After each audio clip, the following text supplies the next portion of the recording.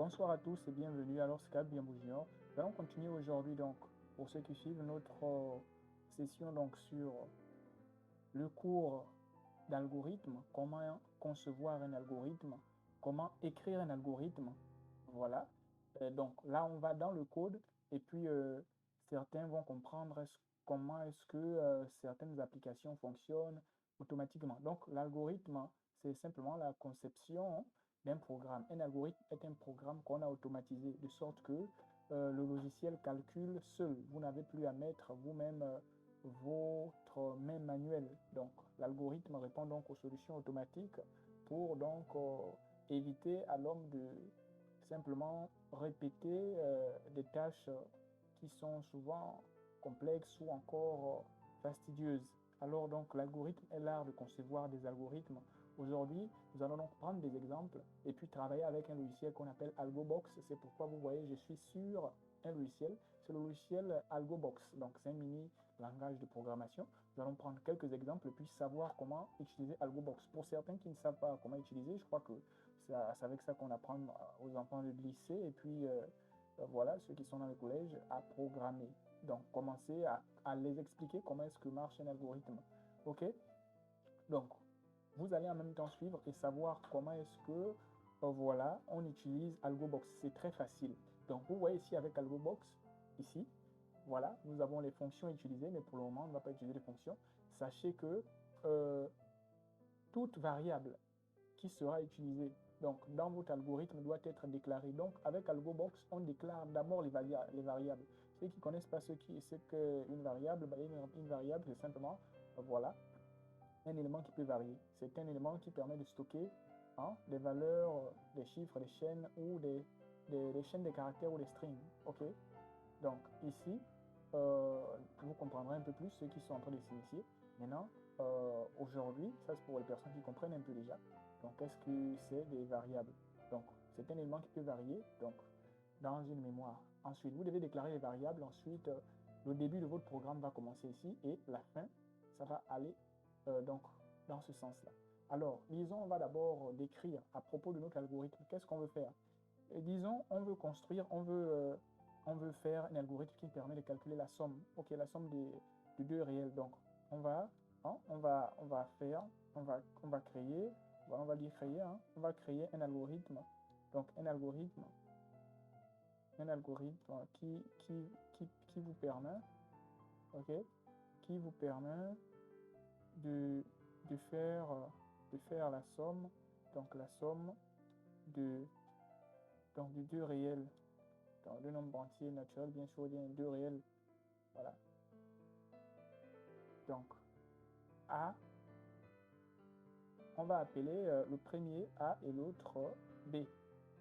Donc, on doit déjà savoir ce dont ou ce qu'on va faire. Logiquement, on a besoin de dire à notre algorithme que tu dois nous faire le réel A plus, parce que ça peut aussi être la somme, la soustraction, c'est aussi une somme.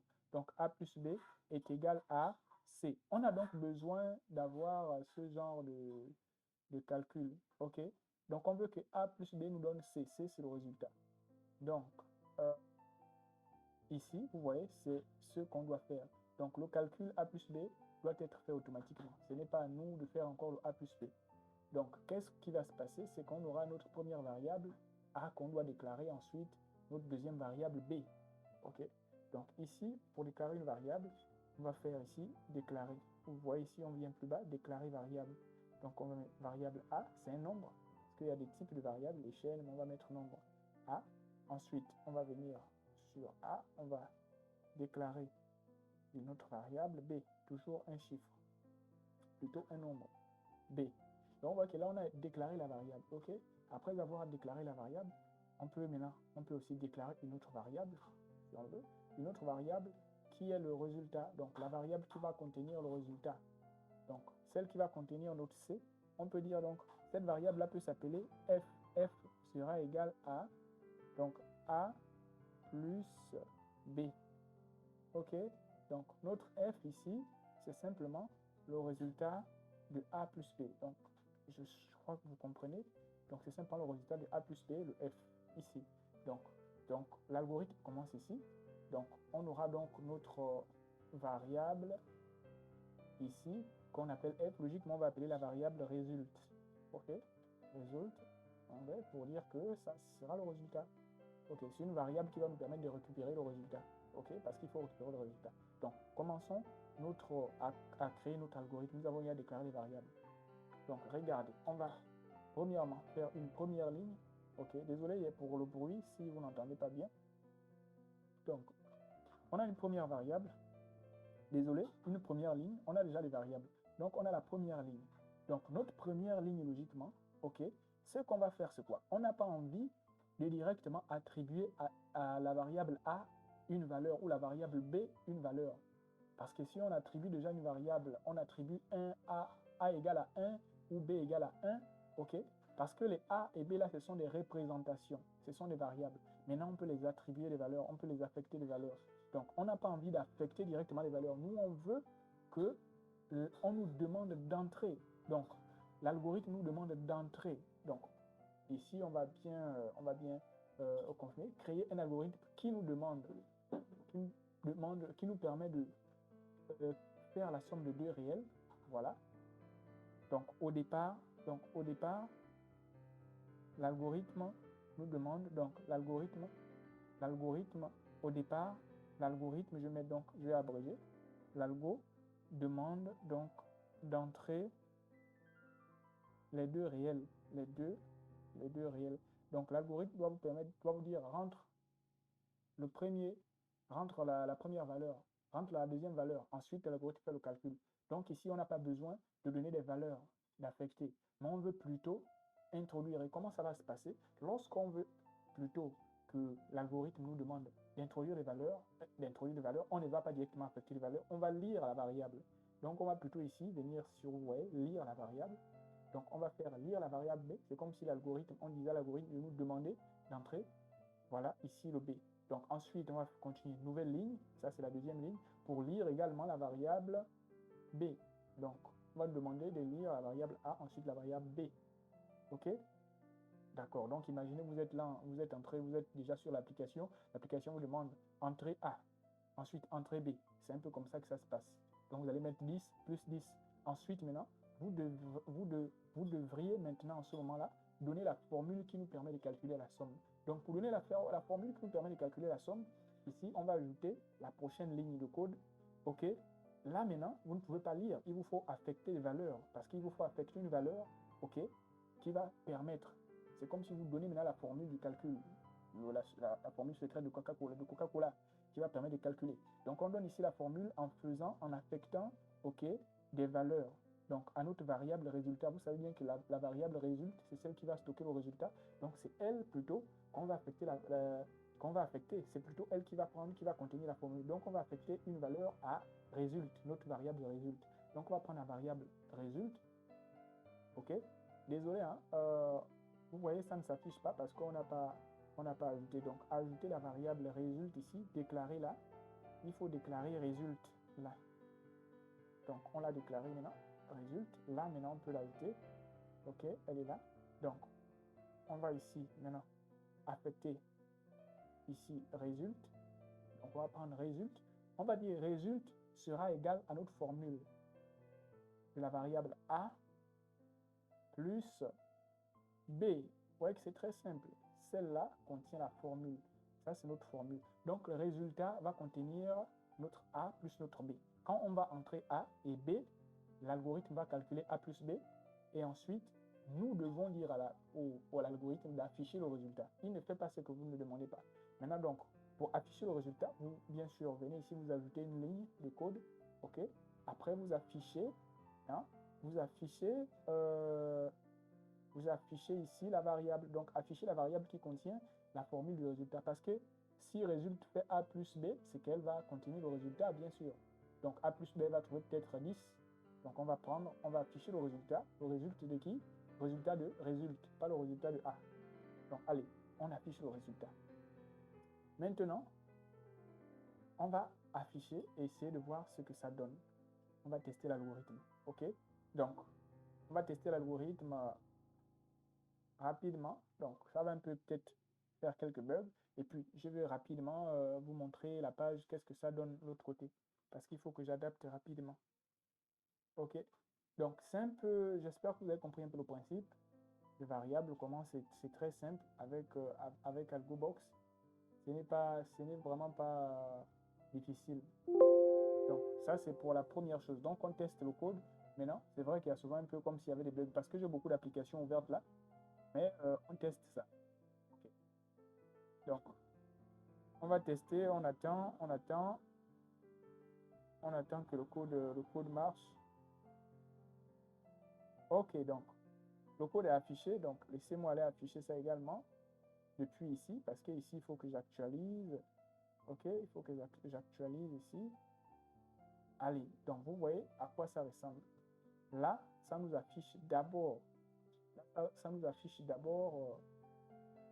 ici, ça vous affiche déjà la feuille pour vous montrer, voilà, ce que vous avez fait. Là, vous pouvez même imprimer le PDF, ok? Mais vous n'avez pas encore le résultat. Vous devez maintenant lancer l'algorithme pour voir si votre algorithme fonctionne, s'il fait le calcul. Si on vous demande d'entrer les deux réels, allez, on lance l'algorithme. Quand on lance l'algorithme, est-ce que vous voyez ça là-bas? Ok, il faut que vous voyez tout. Donc, je dois mettre à jour à chaque fois. Voilà, je dois mettre à jour à chaque fois l'application qui doit vous montrer aussi également. Donc, je crois que là, vous voyez ça. Ouais, là, vous voyez. Donc, on demande ici d'entrer, voilà, A. Donc, on va entrer A.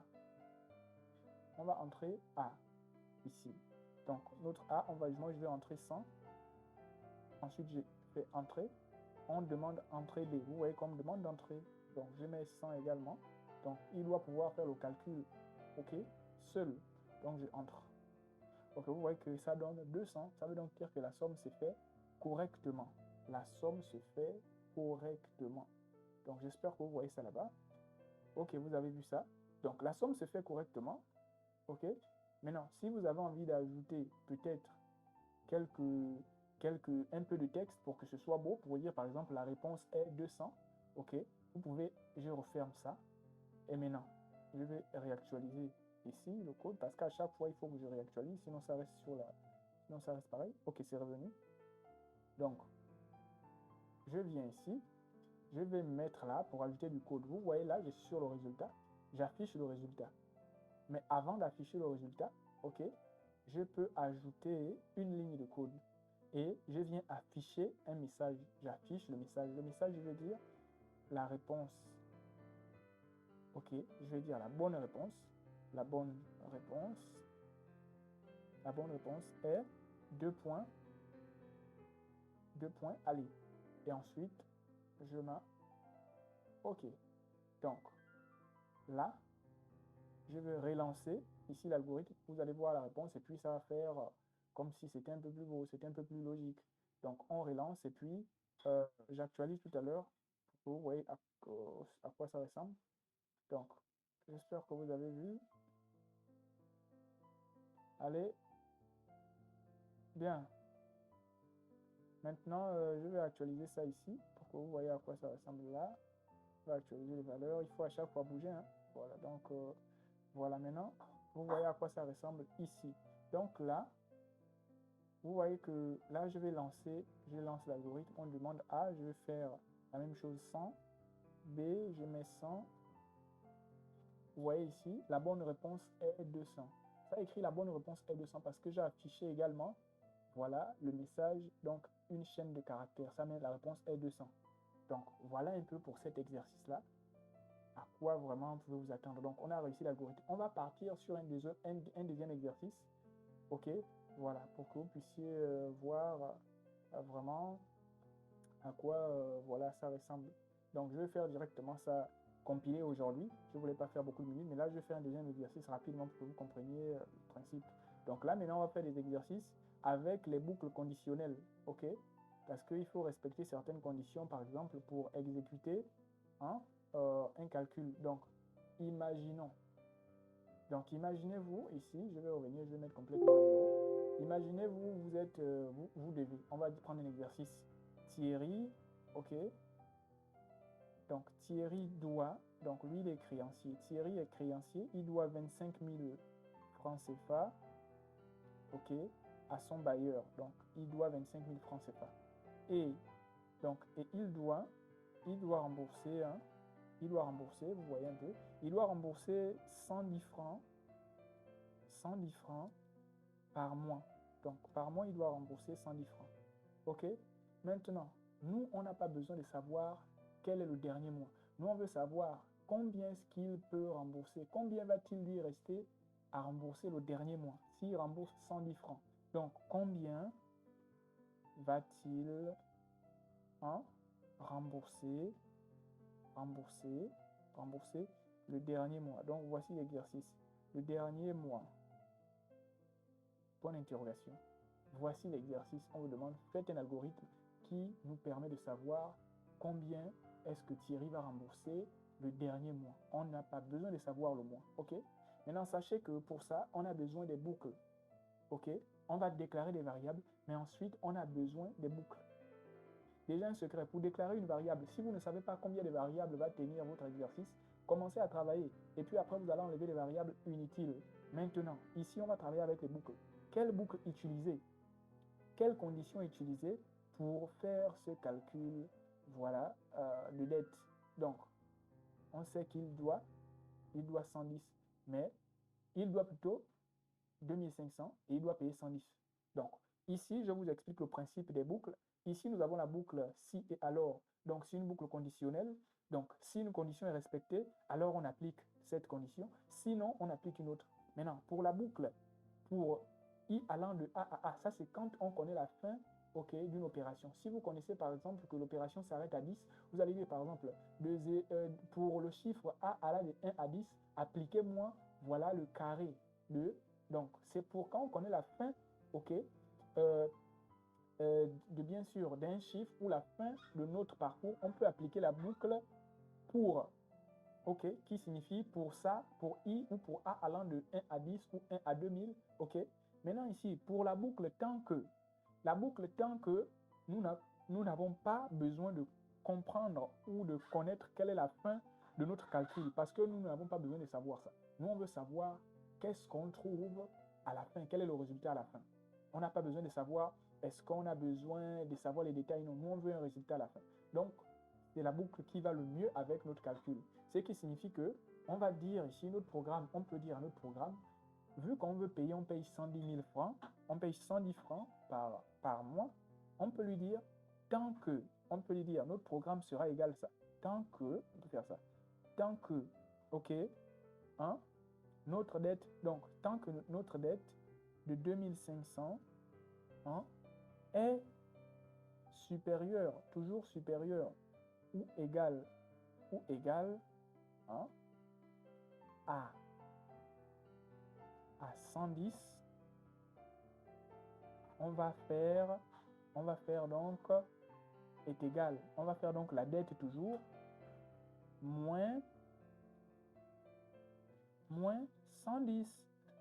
Vous voyez que c'est logique, non? Parce que nous, on a envie de trouver le montant qui va payer le dernier mois. Donc, tant que la somme de 2500 est toujours supérieure, OK, à 110 francs, ça prouve qu'il paye toujours 110 francs. OK? Maintenant, quand la boucle la condition va être vérifiée. Quand la boucle, désormais, quand le montant de 110 francs va désormais être inférieur à 2500, OK? Et qu'est-ce que je dis? Quand 2500 sera inférieur, parce que 2500 ne va faire que incrémenter, enlever. Quand 2500 sera inférieur désormais à 110, là, OK, il va y avoir donc un calcul et l'algorithme va simplement s'arrêter et dire, bon, vu que le résultat n'est plus supérieur à 110, parce que le résultat doit toujours être supérieur à 110, puisque le résultat est supérieur à 110, maintenant on s'arrête et on affiche le résultat. Donc c'est comme ça que ça va se passer. Alors, on va programmer, donc j'ai dit, c'est comme ça que ça va se passer. Maintenant, quelles sont les variables? Voici notre algorithme, hein. C'est juste cette petite ligne de code-là. Maintenant, comment est-ce qu'on va interpréter ça? On a combien de variables? Moi, je dis on utilise une variable. Vous pouvez utiliser deux, hein, mais moi, je dis c'est une. Donc, moi, la seule variable, je vais la déclarer. Je vais déclarer la variable dette. Donc, je vais déclarer la variable dette.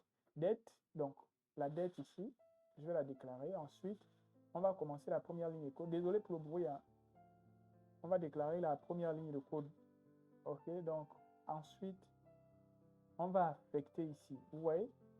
automatiquement, quand on déclare, on sait qu'on a terminé avec notre variable, on va directement affecter à la variable là.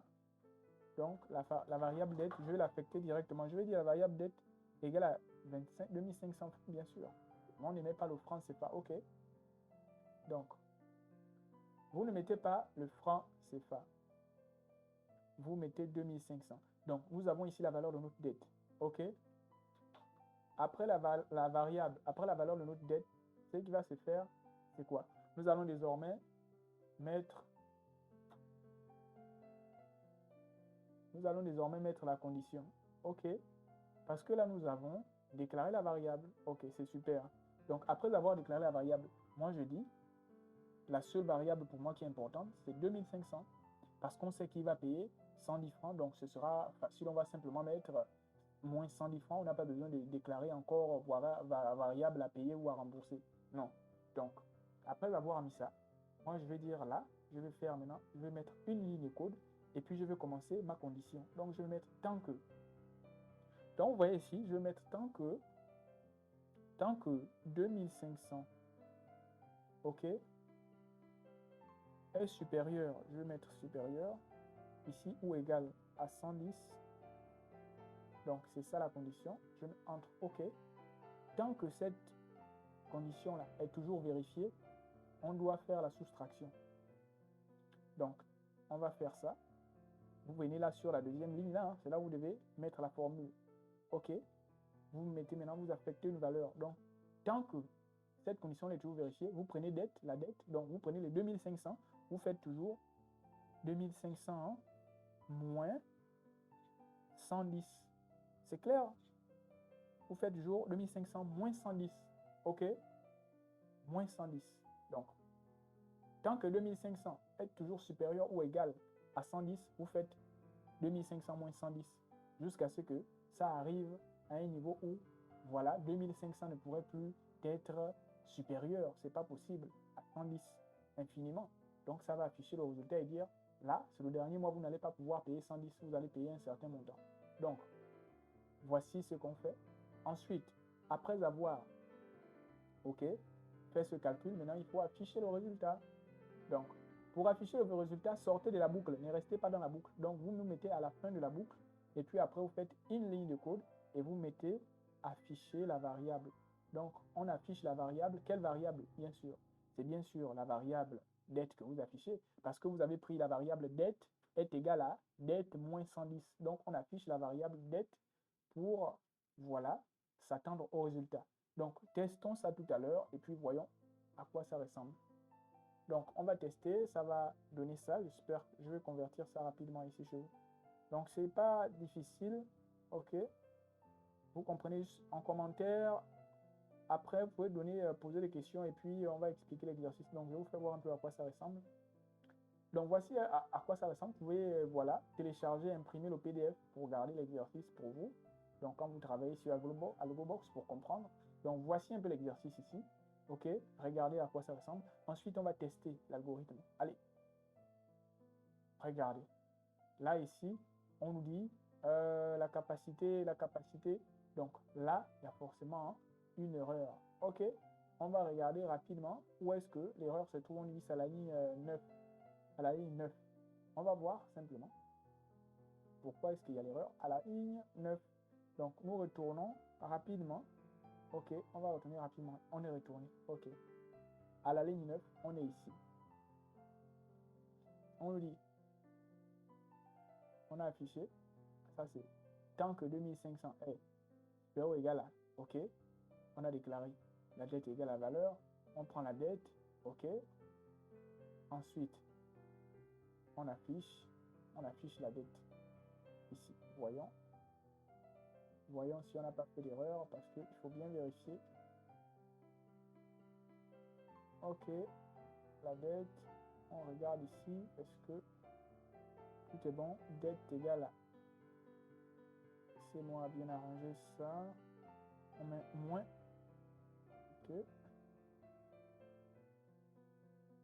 je mets un bon moins ici, OK, maintenant on disait, c'est ici, donc tant que ça égale à ça, on fait dette est égal à 2500, Bon, je vais plutôt ici prendre, je vais plutôt faire ça ici. Regardez. Prenez, faites ça. Au lieu de mettre 2500, la variable qui est reconnue, c'est dette. Donc, on prend dette. OK. Faites dette est égal à dette moins 110. Parce que dette, c'est 2500. Ça ne sert à rien de mettre 2500. Allez, on y va. Je crois que c'est ça qui était le plus important à changer. Parce qu'après, on affiche dette. Donc, on y va, on relance. C'est passé également. Voilà, on verra simplement la suite. Donc, je vous remontre l'image rapidement, à quoi ça ressemble. Donc, il faut convertir. OK. Donc, voici à quoi ça ressemble là. Donc, on a reconverti. Maintenant, là, on s'en voit s'il y a encore un problème. Bon, on nous dit, là, il y a encore, ça c'est quel souci là? Attendez. OK. D'accord, attendez. On va supprimer ce bloc-là. OK. La fin de l'algorithme se trouve ici. D'accord. Est-ce que la ligne, nouvelle ligne de code. Ensuite, OK. Essayons de faire lire, d'afficher la variable. Essayons d'afficher la variable dette ici à l'intérieur. Mais je ne suis pas convaincu. La variable dette à l'intérieur, c'est pas évident. Donc, c'est un peu ainsi que doivent se présenter, voilà les choses. Donc, c'est un peu ainsi que doivent se présenter les choses. Voilà. Juste que, il peut y avoir quelques bugs. Donc, il faut regarder votre code à chaque fois. Parce qu'il peut vraiment y avoir des bugs. Est-ce qu'on a fait d'erreur? Est-ce qu'on n'a pas fait d'erreur? OK. Donc, moi, je veux modifier ici, là où il y a dette, 2500 est égal à, moi, je vais mettre dette toujours. Je vais enlever 2500. Donc, je vais mettre dette. Je préfère mettre dette, c'est mieux. Voilà, c'est mieux, ça représente mieux la chose. Donc, ensuite, voilà la fin. On va ajouter la ligne de code et puis on va lire, on va afficher la variable dette. Alors qu'on n'a pas mis dette avec dette là-bas et puis, OK. Maintenant, je teste d'abord pour voir moi-même ce que ça donne. Après, je vous invite. OK. Donc, vous voyez là ce que ça donne. Donc, nous allons traverser. Donc, on va tester. Là, cette fois-ci, ça marche. Donc, c'est dette. Ce que je disais, c'est que si on a utilisé des variables, ça ne sert plus à rien à chaque fois de changer la variable et puis écrire la valeur 2500. Si on a déjà dit 2500 est égal à dette, ça ne sert plus à rien d'écrire à chaque fois 2500. OK? Donc, on avait déjà eu 2500 est égal à dette. Donc, voilà un peu. Donc, c'est pourquoi on a changé dette. Le problème, c'est parce qu'on avait mis dette. Donc, on lance le programme. Donc, le dernier mois, on va payer 80 francs. Donc, on va payer 80 francs. Maintenant, comment écrire 80 francs? Comme je vous ai dit, ici, on est à la fin. Là, on affiche le résultat. Donc, on peut dire, pour dire le montant à rembourser, je peux mettre en haut ici. J'affiche le message. Puis, je dis le montant à rembourser. OK. À rembourser le dernier mois. Le dernier mois est de...